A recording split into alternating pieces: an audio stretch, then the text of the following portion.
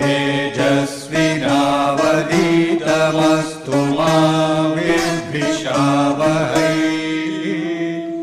ॐ शान्ति शान्ति शान्तिः।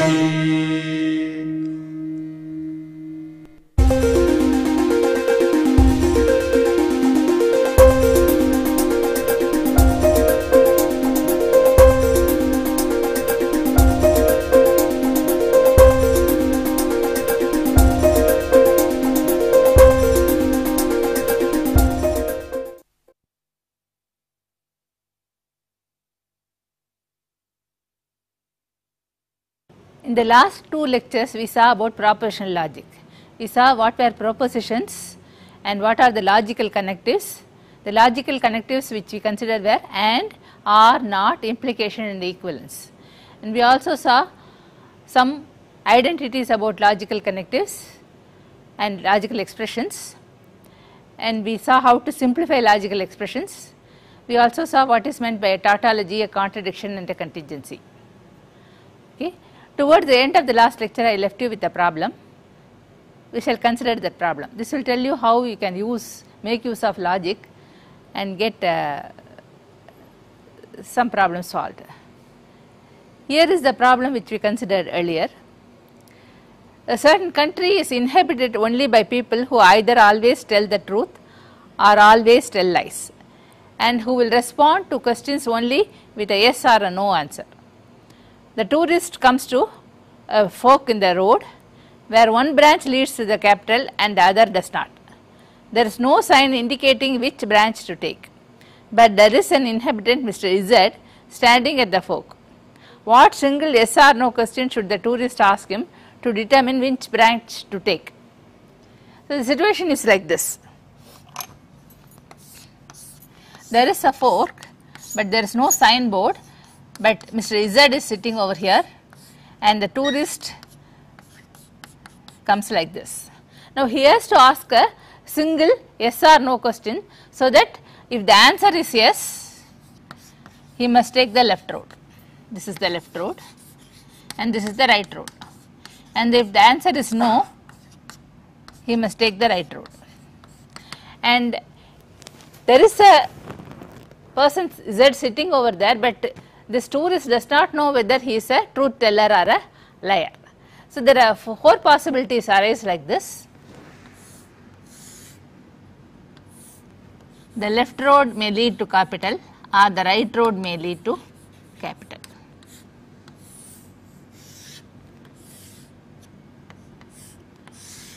And the person may be a truth teller or a liar.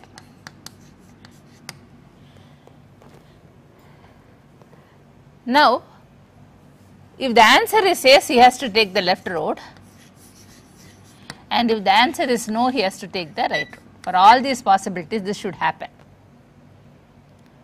But the liar always lies, and if the answer is yes, he will say no, and if the answer is no, he will say yes.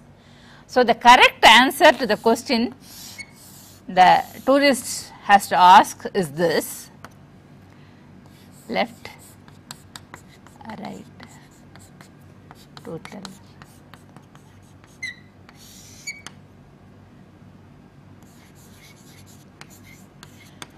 Because the liar always inverts the answer, the correct answer should be like this.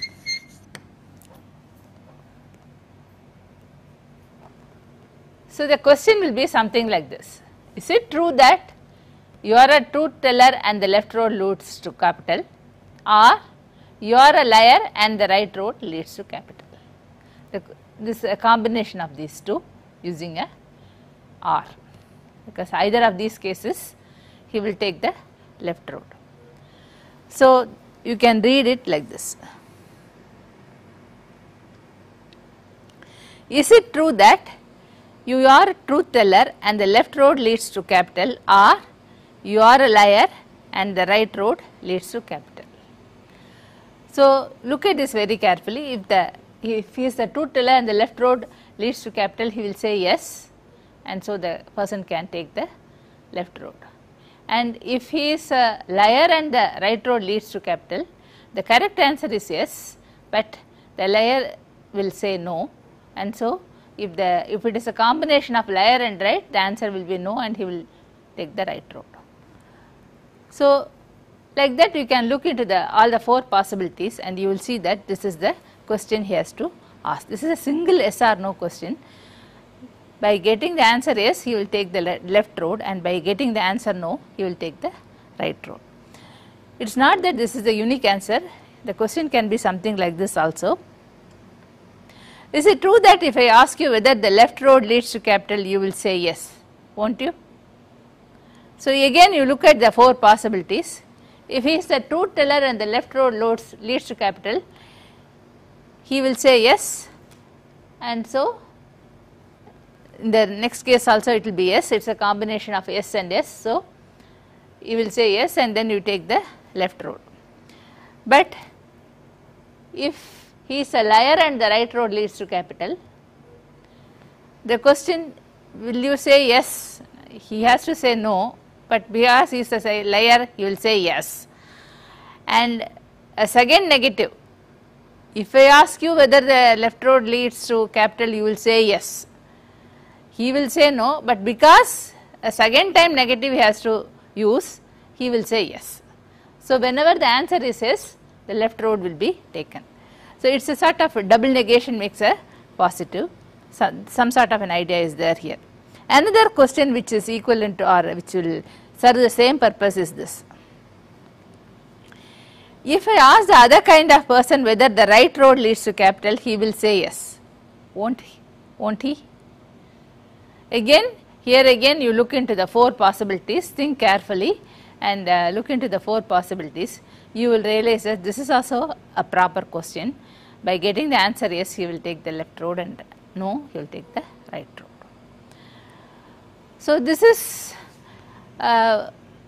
what we study about proposition. There are many interesting such puzzles where you make use of logic to solve a question like this. Let us consider this problem. This also I mentioned in the last lecture. Brown, Jones and Smith are suspected of income tax evasion. They testify under oath as follows. Brown, Jones is guilty and Smith is innocent. Jones says, if Brown is guilty, then so is Smith. Then Smith says, I am innocent, but at least one of the others is guilty. The question is, assuming everybody told the truth, who is innocent and who is guilty? Assuming the innocent told the truth and the guilty lied, who is innocent and guilty? The first part is easy, as I told you in the last lecture. Now, let us write these sentences in logical notation and try to get the answer.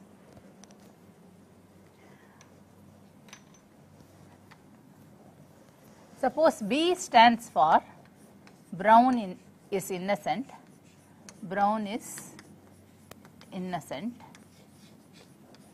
then not B will stand for Brown is guilty. Brown is guilty. Similarly, J stands for Jones is innocent and not J stands for Jones is guilty.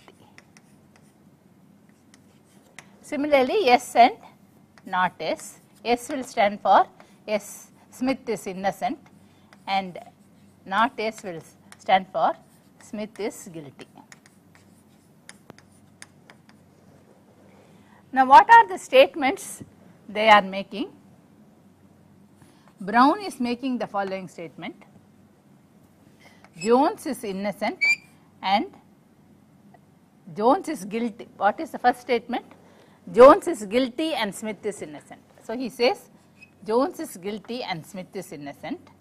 Jones says if Brown is guilty, then so is Smith. So, this should be written like this. Brown says not J and S, that is Jones is guilty and Smith is innocent. Jones says if Brown is guilty, that is not B, then Smith is also guilty, that is not B implies not S. Then Smith says I am innocent, that is S, and at least one of the others is guilty, that is not B or not J, one of the others is guilty. So, the statements they make can be transcribed in this manner. Now, suppose everybody tells the truth, all these three statements should be true. In that case, what is the answer you get? Brown, Jones, Smith. Brown says all three statements are true. Brown says not J and S. So, not J means Smith is guilty, and Jones is guilty and Smith is innocent. And you take the second sentence, that is true, not B implies not S. What is the contrapositive of this? The contrapositive of that will be S implies B. P implies Q means the contrapositive is not Q implies not P. So, the contrapositive of this is this, that is true. That is, if Smith is innocent, then B is innocent, Brown is also innocent. We know that Smith is innocent, so Smith is innocent. So, from this we get Brown is innocent. So, if all of them are telling the truth, this is the answer you get. But the second portion of the question is, if the innocent tell the truth and the guilty lied, who is innocent and who is guilty? Now, first let us take Brown. There are two possibilities. Brown may be innocent or Brown may be guilty. Consider this possibility. Brown is innocent, then he must be telling the truth. So, in that case, he must be telling the truth. So, the possibility is Brown is innocent, Jones is guilty and Smith is innocent, because he says that Jones is guilty and Smith is innocent. But in this case, what is the statement of Jones? If Brown is guilty, then so is Smith, or the contrapositive is if Smith is innocent, then Brown is innocent. That is also true. So, actually Jones is making a correct statement. If he is guilty, he must be making a wrong statement. So, this possibility goes. So, Brown cannot be innocent. This possibility is ruled out. Now, what are the other possibilities? Brown is guilty. So, Brown is guilty, but Jones and Smith, they can be innocent, both can be innocent, or one can be innocent, other can be guilty. One can be guilty, the other can be innocent. These are the possibilities. Other four possibilities will be like this. Now, let us take this sentence, this possibility. Jones is innocent, so he is telling the truth. What is he saying? If Brown is guilty, then Smith is guilty, but Smith is innocent. So, he is making a wrong statement. So, this possibility is ruled out. Now, looking at this possibility, Jones is saying a correct statement. If Brown is guilty, then so is Smith, and Smith is saying I am innocent and so on. He is making a wrong statement. So, this also works out correct. So, this looks a possible answer. Now, look at this again. In these cases, what is the statement of Jones? Jones says if Brown is guilty, then so is Smith. He is lying, but Smith is innocent, so he must be telling the truth. Smith says I am innocent, but at least one of the others is true. This looks okay. Look at this first statement. Brown is guilty, so he must be saying a wrong statement. What is the statement of Brown? What is the statement of Brown? It is Smith is guilty, Jones is guilty and Smith is innocent. Now, he is guilty, so he must be saying a wrong statement. So, you have to take the negation of that. That will be J or not S. That is, you have to rule out this possibility because Here both of them are not correct, so this is correct. Now what does this correspond to? This is again not a possibility, because in this case Smith is guilty, so he must be lying, and Jones is guilty, he must be lying. So the statement that if Brown is guilty then so is Smith is a true statement which he is making, but he has to lie because he is guilty, he has to lie, but he is making a true statement. So this possibility is also ruled out. So the correct answer in this case is Brown guilty, Jones innocent, and Smith guilty. So next we study about predicates and quantifiers.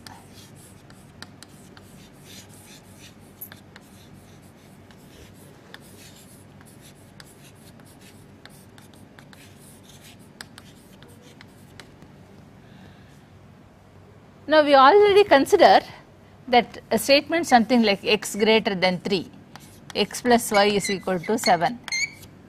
They are not propositions, they are assertions, but they are not propositions, because the truth value you give them will depend upon what value you are going to give for the individual variables x and y. In English language you may have statements like this: she is tall and fair.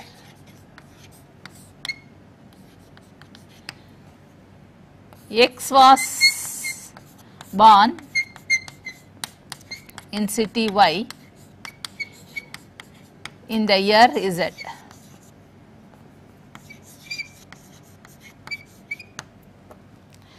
Or he was born in the city Y in the year Z, or something. You can use pronouns. Pronouns will stand for variables, individual variables. Here we do not know whether it is correct or true or false.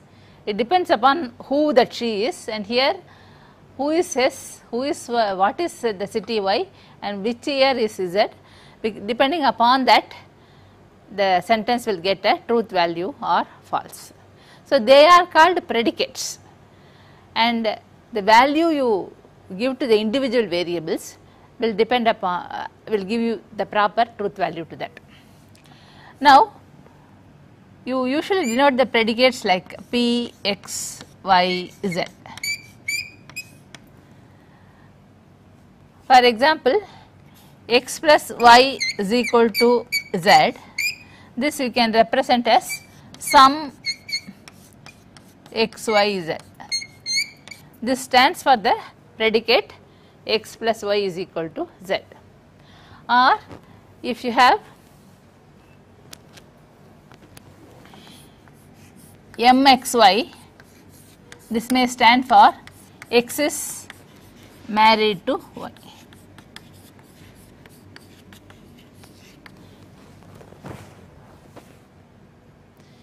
Again, we do not have a unique value. The value will depend upon what value you are going to give for individual variables x and y.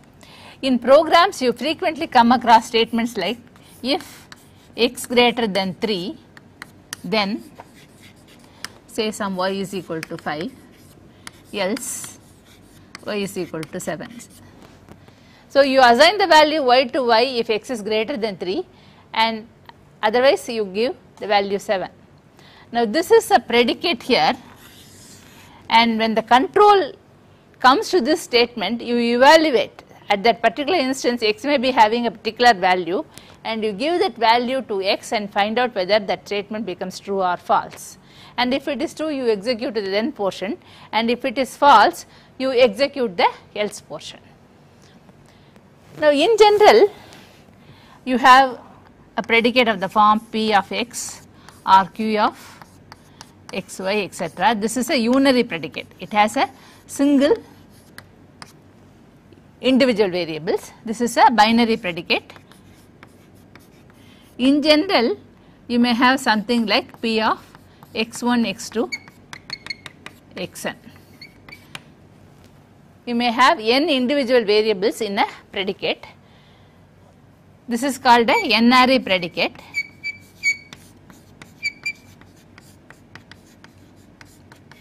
Or n-place predicate.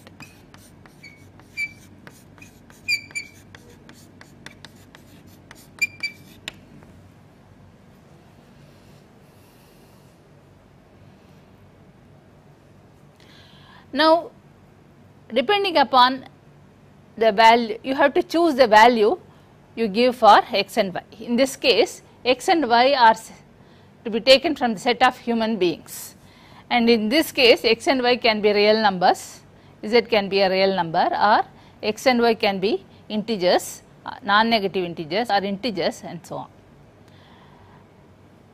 They are chosen from a particular domain of values, and that is called a universe or universe of discourse. Universe or universe of discourse.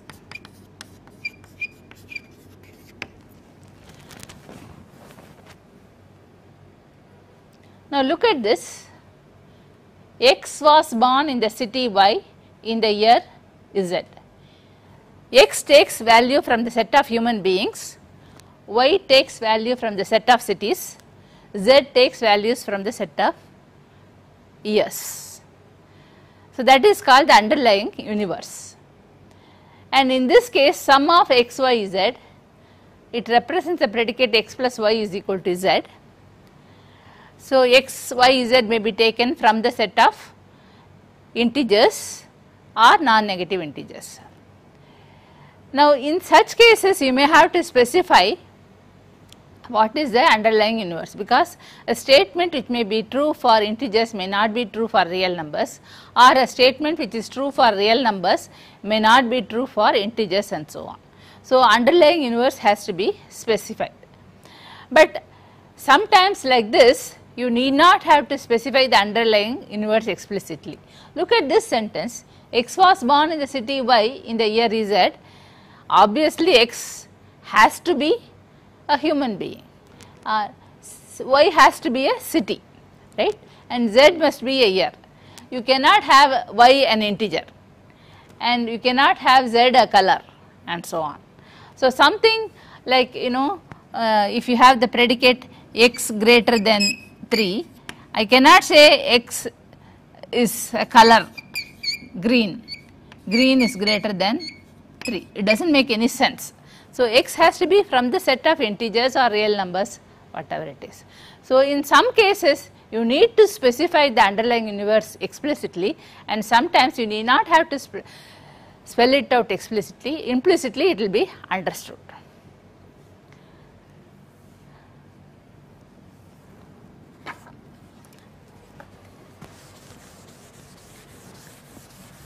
Now let us take a predicate x1, x2. Again, we can have predicate constants and predicate variables. Predicate constants and predicate variables.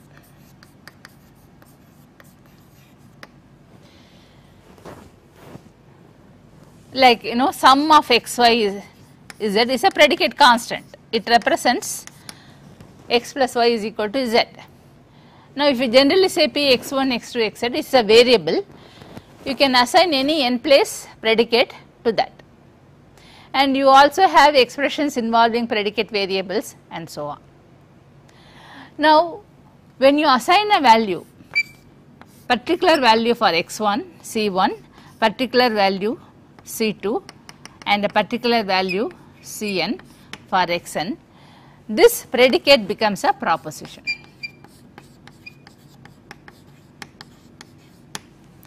For example, take this x plus y is equal to z. If I assign the value x is equal to 2, y is equal to 3 and z is equal to 5, it becomes 2 plus 3 is equal to 5, which is a proposition. So, if you assign particular values C1, C2, Cn to x1, x2, xn, then the predicate becomes a proposition and it takes a truth value, true or false. Of course, it has to take values from the underlying universe. Now, a predicate x1, x2, xn, if this is true for all values C1, C2, Cn from the universe, you can say call it as U, universe U, then you say that this predicate is valid in the universe U. Then you say P of x1, x2, xn is valid in U.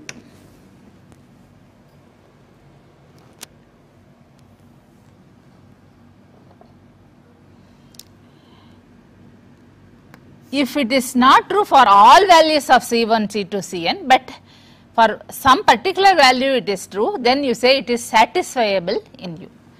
If P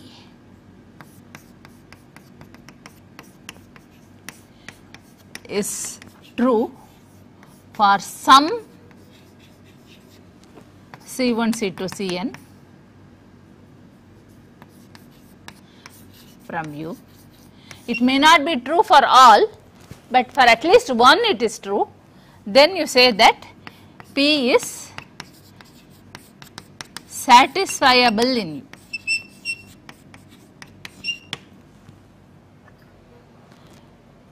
Now, it may so happen that P of x1, x2, xn is not true for any of the values you give for C1, x1, x2, xn. If P is not true for any value, any set of, I will say any set of values C1, C2, Cn, then P is said to be unsatisfiable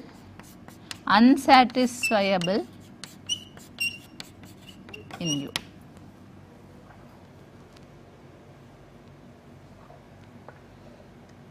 So, we talk about valid predicates, satisfiable predicates, unsatisfiable predicates, and also we specify the universe. Now,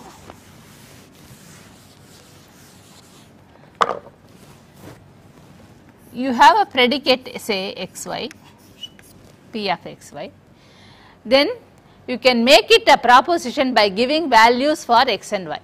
So, give values for x and y, this becomes a proposition, this becomes a proposition.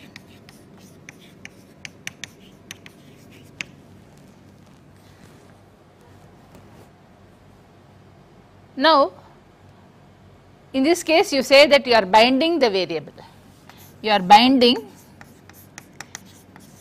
variables x and y by giving values.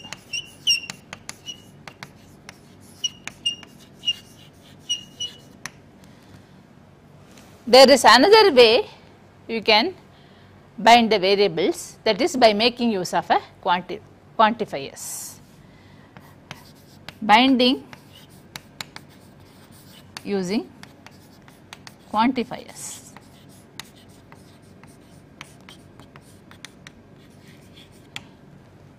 For example, you have a predicate P of x. This is a predicate, unary predicate involving one single variable x. Now, you can bind it using this quantifier for all of x. This is read as for all x, or generally you read it as for all x. You can also read it as for every x, for any x, for each x, for arbitrary x. Now, when you use a quantifier, the predicate is bound. Let us consider some examples making use of this. It becomes a proposition when you use a quantifier.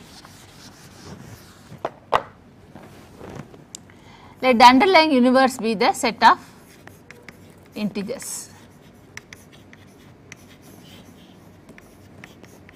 Look at these predicates. X is less than x plus 1. Okay, look at this predicate, and x is equal to 3, x is equal to x plus 1.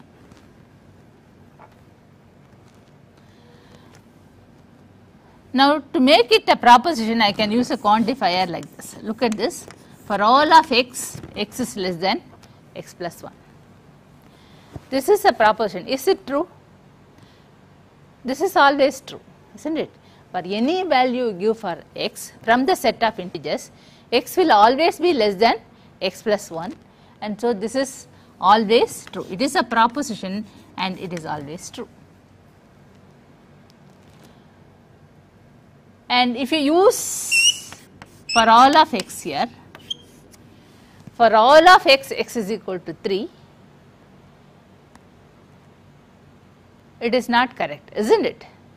If you give value 4 to x, 4 equal to 3 is not correct.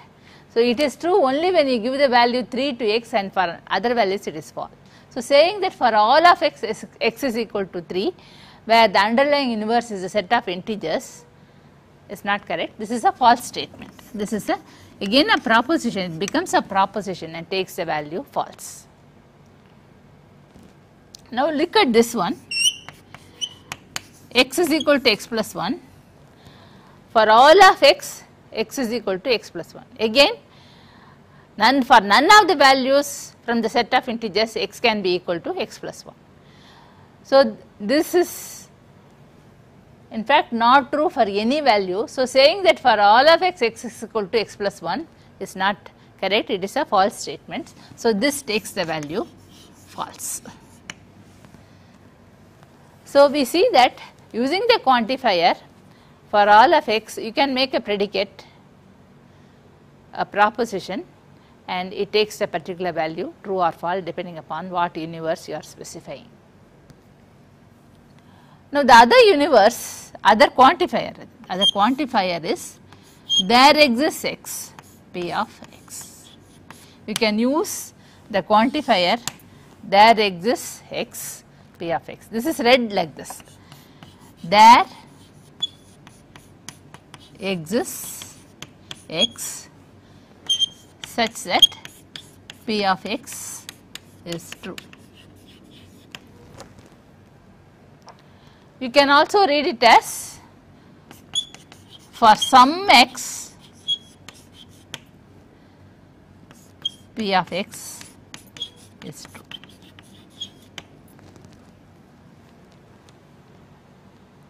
Okay. Now, let us again take the same 3 predicates and see what happens when you apply the quantifier there exists. This there exists x is called the existential quantifier, existential quantifier.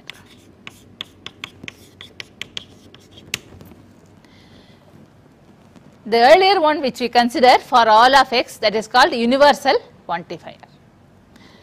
Now, again let us take these 3 predicates and take the underlying universe as a set of integers. This is a predicate. If you use there exists x, x less than x plus 1. Is it true or false? Obviously, for every value of x, x will be less than x plus 1. So, for some value also it is true. So, this is a proposition which takes the value true. Use there exists for this predicate. There exists x, x is equal to 3. Again, if you assign one value x is equal to 3 from the universe, this will be true. So, saying that for some x, x is equal to 3 is correct. So, this takes the value true.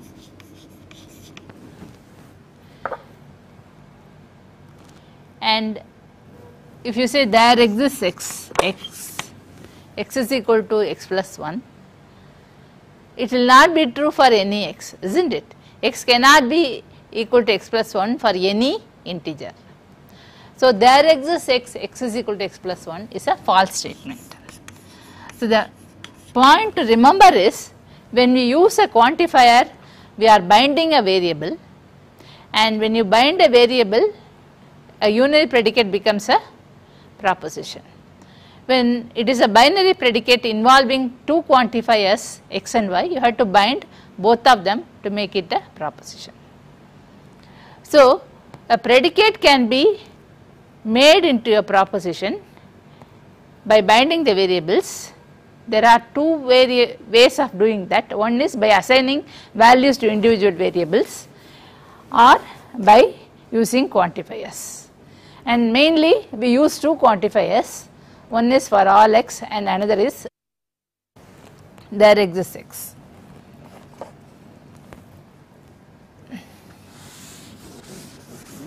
There is one more quantifier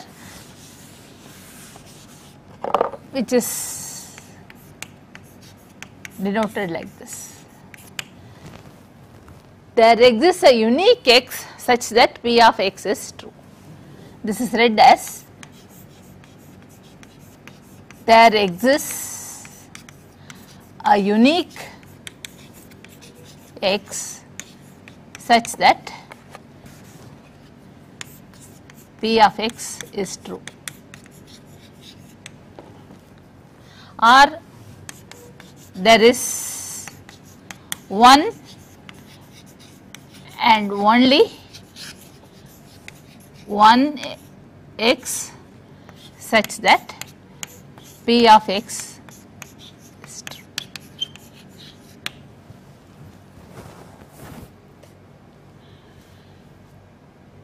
We use only for all and there exists. This is rarely used, but anyway we will learn about this also. The reason is you can express there exists a unique x in terms of for all and there exists, that we shall see now. Now again let us take the same three statements and use this quantifier, there exists a unique x. Says there exists a unique x, x is less than x plus 1. Is it true or false? Underlying set is the set of integers.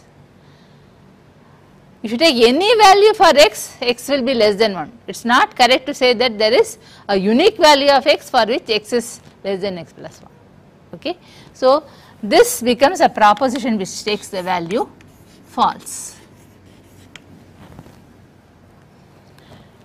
And there is a unique x, x is equal to 3. For only one value of the variable x from the set of integers, the assertion x is equal to 3 will be true. That is correct. Only when you give the value 3 to x, this will be true. If you give any other value, it will be false. So, there is a unique value for which this is true.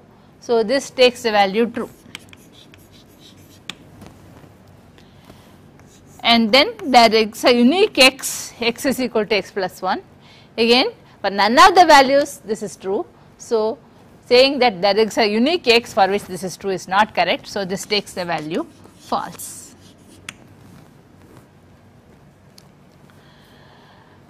Now, I told you that this is not frequently used because you can express this in terms of for all of x and there exists x.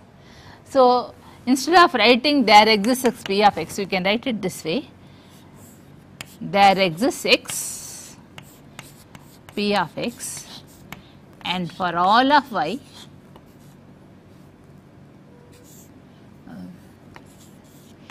p of y implies x is equal to y.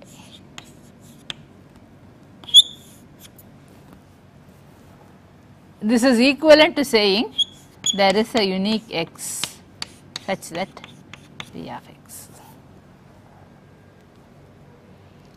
That is why we do not use this frequently, but sometimes we also use it for convenience sake. This is a lengthy expression. Instead of that, we can use that unique x in a convenient manner.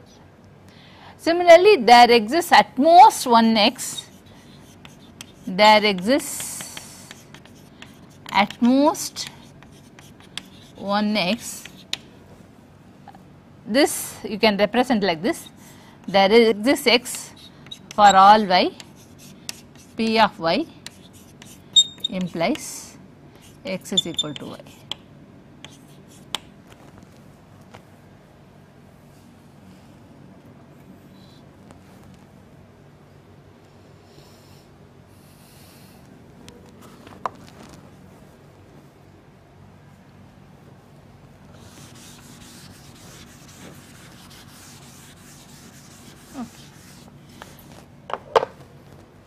So, if you have say something like p of x y z, then x y z, this is a predicate involving 3 individual variables x and y z. If you use say some quantifier like this for all of x p of x y z, then x is bound. X is bound here and y and z are free. X is bound, y and z are free. They are called free variables. Again you can bind them by say giving values or again using some other quantifier. So, you can say y is equal to 2, and so you will get for all of x p of x comma 2 comma z.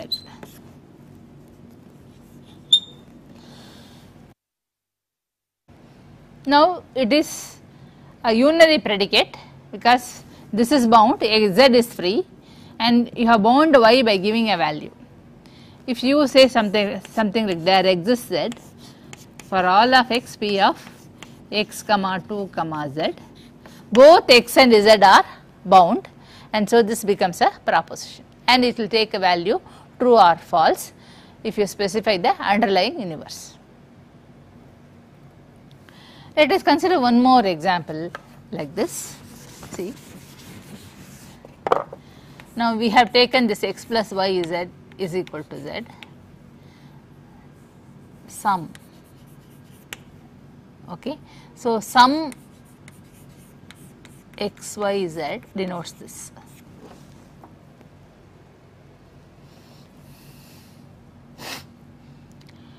Now, if I say there exists y sum x y z, y is bound, right? Y is bound and x and z are free. If you specify the underlying universe as the set of non-negative integers, n denotes non-negative integers, non-negative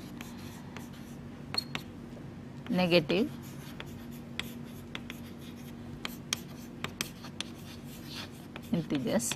So, x and y and z take values from the set of non-negative integers.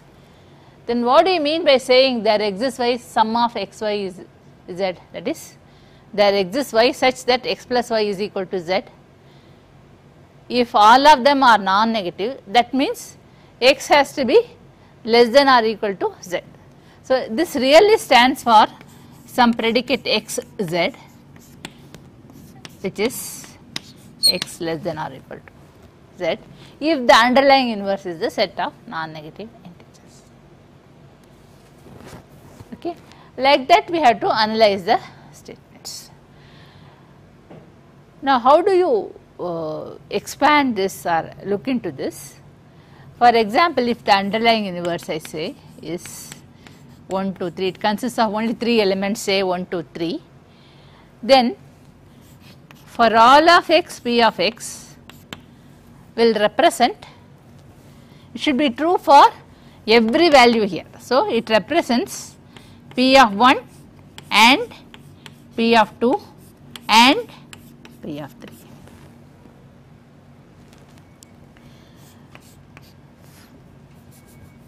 There exists x p of x. This represents a compound statement p of 1 or p of 2 or p of 3.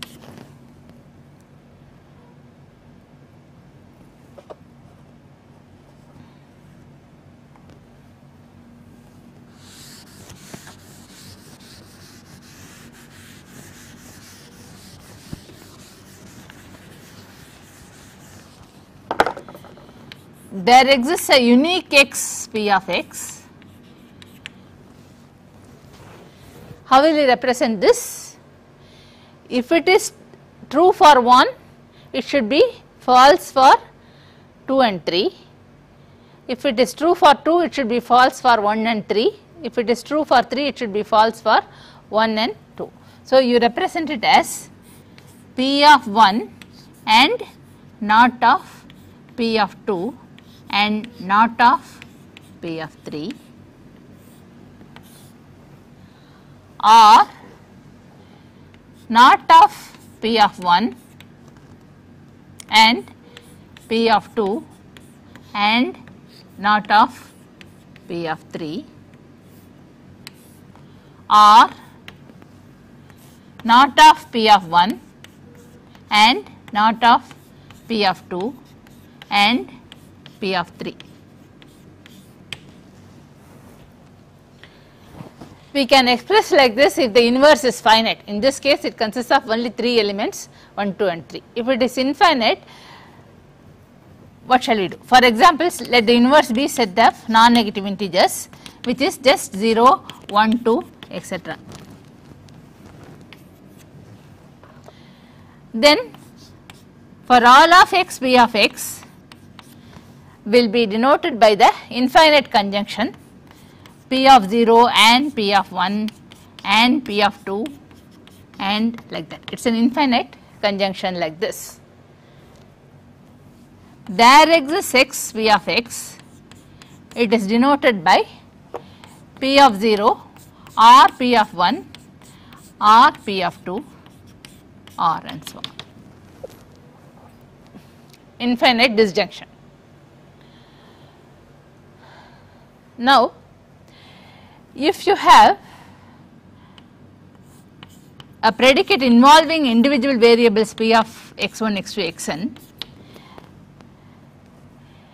and there is one more variable y say, and you say there exists y p of x1, x2, xn, where y is different from x1, x2, xn, then binding like this is not going to affect this portion. This does not involve y at all.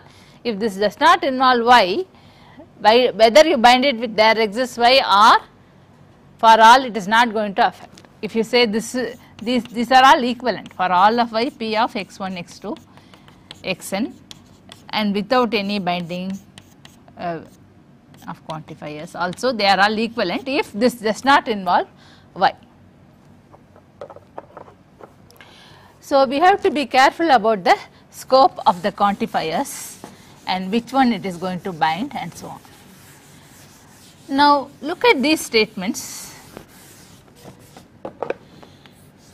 For all of x, for all of y, p of xy. P is a binary predicate and you are having 2 variables x and y. Look at this statement for all of x, for all of y, p of xy. How will you read this? You will read this as for all values of x and for all values of y, p of xy is true. Now look at this, there exists y for all of y p of x y,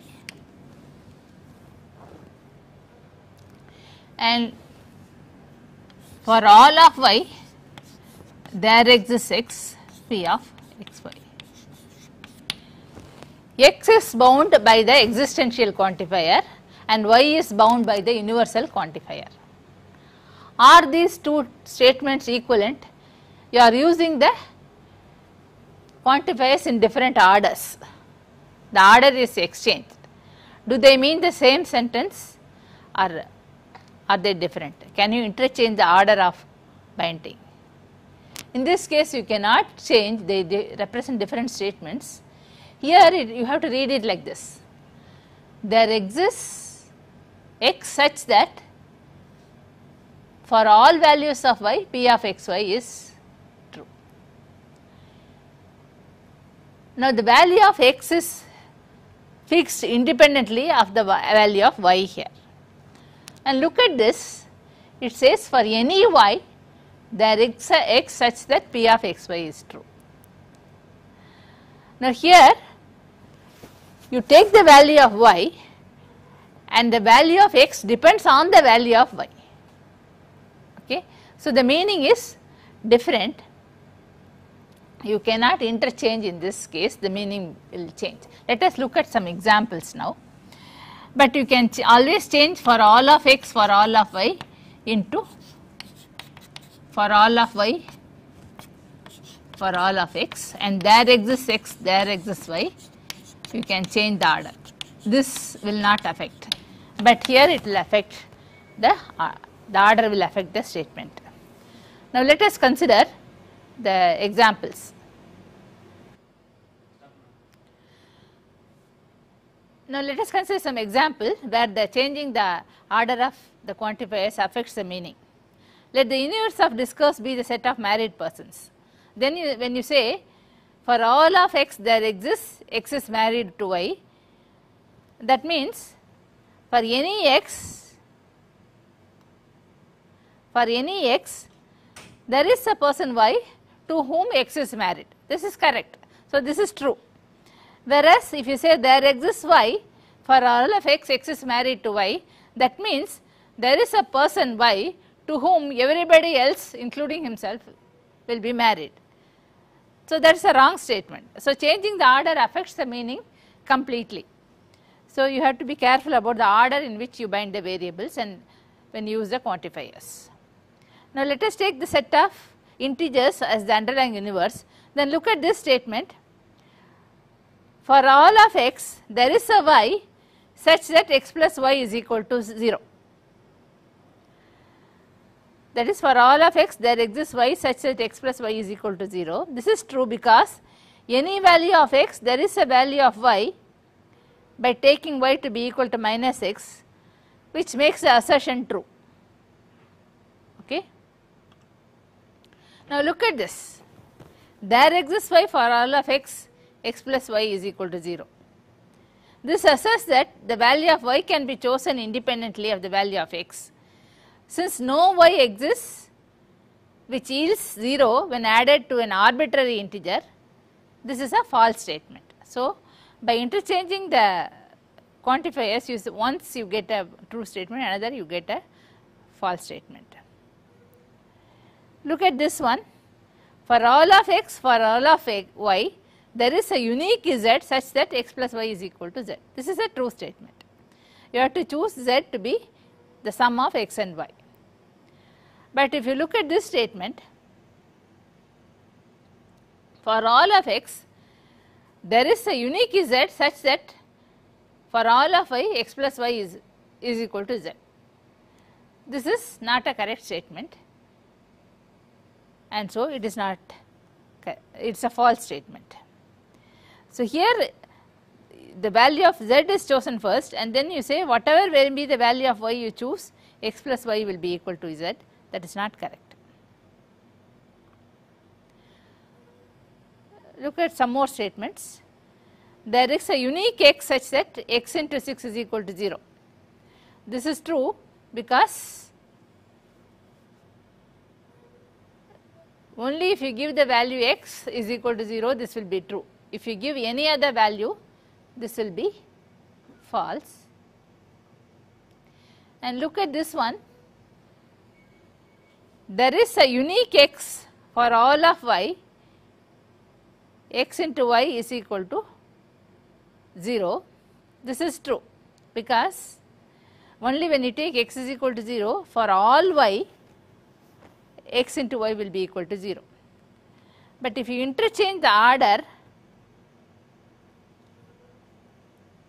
if you say for all y, there is a unique x such that x into y is equal to 0 is false. Because if y you take to be 0, any value of x will satisfy that, and so you cannot say that there is a unique x. So, there is a false statement. The last one, look at this. For all y, there is a unique x such that x plus y is less than 0 is false, because you have several ways of choosing x given a value of y, so that the sum is less than 0. For any value of y, there are many values of x for which the sum of x and y is negative. So, this is a false statement.